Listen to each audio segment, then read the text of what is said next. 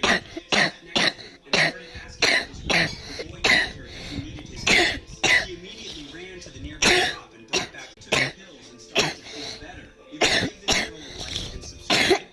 This boy suddenly had a panic. No one was helping him. He even called out to a girl for help, but she ignored him too. Just then, a girl came over, sat next to him, and started asking. The boy told her that he but no one was helping him. He even called out to a girl for help, but she ignored him too. Just then, a girl came over, sat next to him, and started asking what was wrong. Attack walking for help, but she ignored him too. Just then, a girl came over, sat next to him, and started asking what was wrong. The boy told her that he needed his pills. She immediately ran to the nearby shop and brought back the pills. The boy took the pills and started to feel better. Would you